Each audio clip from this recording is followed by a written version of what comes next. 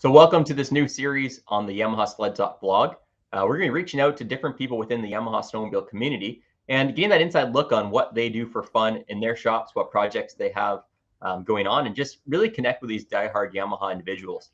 Throughout the year, we get lots of emails, comments, Facebook messages from different people throughout the world, really, on kind of cool collections of Yamahas, cool histories of Yamaha stories. I've shared with you some of my stories about a previous SRX. And we wanted to kick it off today with an influential person in the Yamaha community. Some of you may be familiar with Totally Yamaha, and we have Tom with us today from Totally Yamaha, and he's going to talk with us a bit about what made him a diehard Yamaha guy. And welcome to today to this new segment, Tom. How are you doing today? Good. How are you? Thank you Very good. for allowing me to be part of your little show.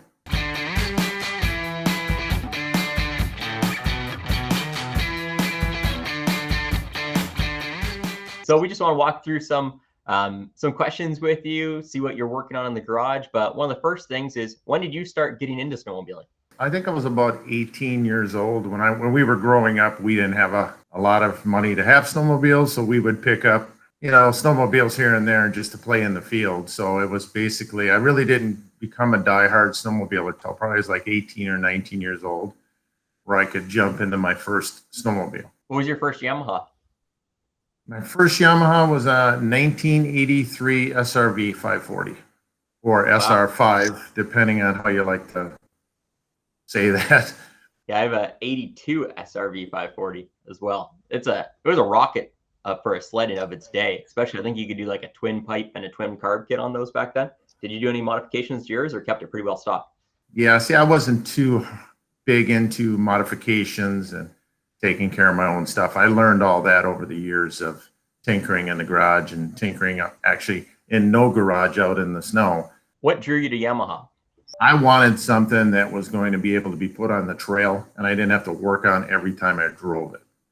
So basically that's what drove me over to the SRV 540. I knew it had a pretty good reputation back then. You know, it was okay fuel mileage, but back then nobody cared about fuel. And it had a nice ski stance. It was pretty comfortable. It had more of a rider up position than a sit back position, which, kind of stayed in the early Yamahas for quite a few years. That's basically what drove me to drive a Yamaha. So you've amassed quite a collection of Yamahas over the years. Do you have a favorite from your collection, or what are you working on now even? I really like the 700 SX. That one I do not have in my collection, but I do have a 2000 Yamaha SRX. I like the VMAX 4. I think I still go back to driving it, and just the sound of it and the feel of it. It's just something that if you haven't experienced it, it's just such a great benchmark in the industry that you kind of fall back to the old VMAX 4, and it's still kicking butt on the grass drags. I mean, you can't shake your head to that. Yeah, that's cool. I think, did you still have your 18 Apex? I think you had a last of the Apex series as well, right? Yeah, I have it back there behind the chassis, Sidewinder chassis. It's sitting back there. I still drive it once in a while, because I still love the Apex. And it's a collector, so I don't think it's going to be going anyplace soon. There were so few of those that last year. Really, anyone that has one, like you said, it's going to become a true collector's piece, I think, because it was just the ultimate send-off to such a great snowmobile and such a unique snowmobile. So you spoke a little about VMAX. You don't have a VMAX currently, do you? Yes, I have a 95 VMAX 4. Oh, very cool. And it pretty well stocked, a collector piece, or have you done much to that one? I think we've got some clutching. We might have went with a thin head gasket. I have a Bender silencer on it. I didn't go with the quad pipes. I really like the way the Bender silencer, it brings out the sound. Not many mods. I played with the suspension a little bit. I might have, and I know guys out there are going to frown on this, but I pulled out the stock suspension, and I have a Pro Action suspension in there from an SRX. It just rides a little bit better, and it's a little more fun trail riding. But it's not, that one wasn't a snowmobile build that I would per se that I was going to bring it back to the original. I like to tinker with them too much to keep them original. Yeah. And you mentioned you have a 2000 SRX? Yes, I have a 2000 SRX. I actually have another one that's kind of fun. It's an 85 SS 440, and I had problems with the stator and stuff. So I found a 540 motor and I dropped it in there. So it's got a little more zip to it. It might be a little not very smooth riding on the trail, but it's fun to play with. Yeah, that'd be quite the sleeper too, I think, if you pulled up beside somebody on that thing. Yeah, exactly. I drove it down the trail one time and I thought the trails were smooth. With 2 to 3 inches of travel, I don't know what smooth is on something like that. Yeah, I had a similar story. We took out my 2002 SRX the one day, and I was feeling all these bumps, and I'm riding with newer SRXs and stuff like that. And I'm like, "Do you find it bumpy?" It's like, "No, I don't feel a thing." It's amazing how far we've come for technology. You don't even feel half the stuff you feel on that one, and especially an 80, you're basically even less than an SRX. I think in order to really appreciate your current ride, you need to go back and ride one of those old vintage snowmobiles just to say, "Oh, wow." It's crazy how far they've come. It's so effortless to put in the big miles now, and we take for granted how far. Speaking about snowmobiling, what would you say your best memory is on snowmobiling? I think what really it's hard. I always look back at growing pains of maybe having a little accident on a snowmobile. Those are things that I don't think you'll ever take away from your memory. But I think the things that are most memorable is once I established, and I'm going to give Totally Yamaha a little plug here, but once I started establishing Totally Yamaha, I met so many other Yamaha diehards.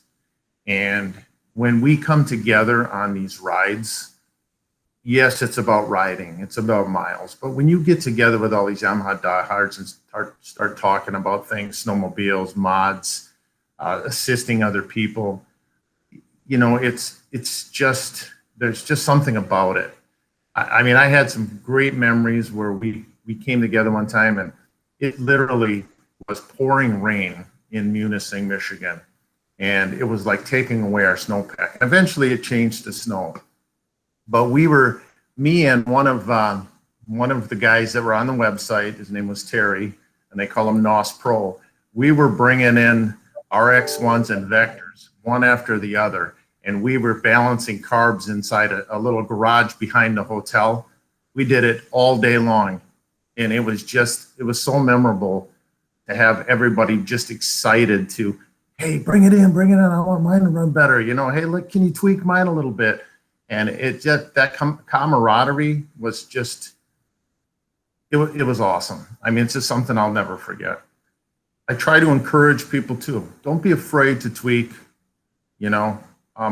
try things, those adjustment knobs on the suspension, things like that. I know you can get them in the wrong calibration, but in order for you to learn, you have to play with them a little bit. Yeah, it sounds great. So I see in the background what looks to be an SRX hood. What are you working on in the shop today? I have a couple different things going on. I have a friend of mine. He had an older SRX. This is a 99 I have over here. It's been sitting for 10 years and he couldn't get it running. So I went through and I cleaned the carbs. I got it running. And then I was doing just preventative maintenance and I found that the track was falling apart. So now it's going to need a new track. So I'm going to do a little tweaks, do a little suspension adjustments, drop a track in it, and basically get it ready for him. And then I have behind me, we have a little project going on for a buddy of mine. I have a motor that had a little problem on its sidewinder. This was a overboost situation where, you tune it. Sometimes it hurts to tune it. You can't keep it together because there's some mistake in the tuning or airflow or too free of airflow and you get 1 pound overboost and the motor couldn't handle it. So we had a little issue with that. So I had to fix it.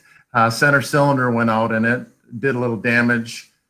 So it was basically a complete teardown with machining the block, make sure it's flat, machine the head, put a correct shim in there to get us back to stock compression, and then get the tune right on it so we don't have this problem again. So that's that's a major overhaul. That's not a two-stroke, pull the heads, pull the jugs, drop a couple of pistons on. You got to break that motor all the way down, and it's a little bit bigger deal. But those are basically the two big projects I have going right now. That's really cool. And I think we've talked about it in the past, just how potent those sidewinders are.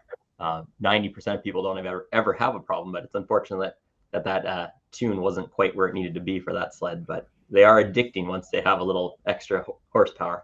I mean, up on the top here, I have a supercharger, Apex, that I love it. It's powerful. The only problem with it is it only gets like 8 miles per gallon. So, I've tried tuning it. I can get it close to 10, but the problem is you can't stay out of the throttle. So then you're back down to 8 miles per gallon. So you really can't go too far with it, even though it's a blast to ride. Now, on the other hand, the Sidewinder, a well-tuned Sidewinder, that turbo is so efficient, it doesn't really hurt it overall mileage from stock form up to 260, 270 horse, which is really a cool deal. I have a lot of friends that ask me, why are you bumping up the horsepower?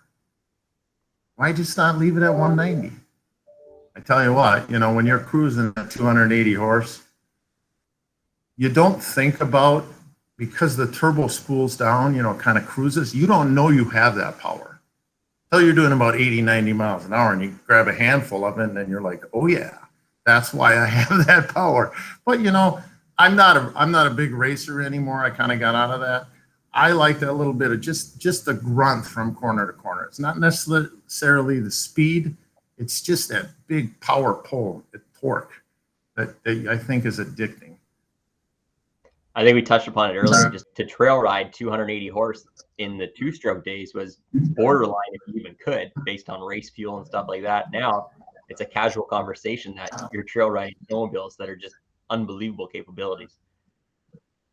Oh yeah, and the thing is a 280 horse two-stroke was so peaky. So you either had it set up for corner-to-corner trail riding or you had it for top speed. It was really hard to get a two-stroke in that nice balanced area. And that's where the SRX, the power valve, that system in an SRX was it was awesome. It was unbeatable back then. I remember days we'd beat up on all kinds of snowmobiles on the lake, bigger snowmobiles, bigger CC snowmobiles. It was just such a nice machine to race on the lakes. Yeah, same memories for me in my 2000. It's geared down. It's got a bunch of bender parts too, and just corner to corner acceleration of that sled and the sound coming out of the corner. There's not a lot that will top a well-tuned triple, in my opinion. That for me is like you and your VMAX story. Yeah, and I have my 2000. I still love it. I think the sound on the VMAX 4 is what keeps me coming back. But I remember the days on the SRX, man. One of my buddies that helped me tune it back then, this was the perfect explanation of how an SRX was. When you grabbed a handful, it was almost violent, but it was fun violent, not a bad violent by any means. Yeah. Well, that was great, Tom. Thank you for joining us today. It was good to get caught up here. I know we talk sometimes throughout the season, but it was good just to talk shop for a bit, see what brought you into Yamaha, what you're working on. And we thank you for your time today. Thanks for joining. And we hope to do a bunch more of these in the future with fellow diehard snowmobilers and diehard Yamaha people just like yourself. Awesome. I appreciate it. And I think your vlog is outstanding and it's great information that everybody should be looking at. So thank you again for your time and maybe we can do it again sometime. Thanks, Tom. And thanks everyone for watching today. This was a new venture for us, and we're looking forward to doing more with some diehard Yamaha snowmobilers out there, more than likely just like yourselves. Thanks for joining today.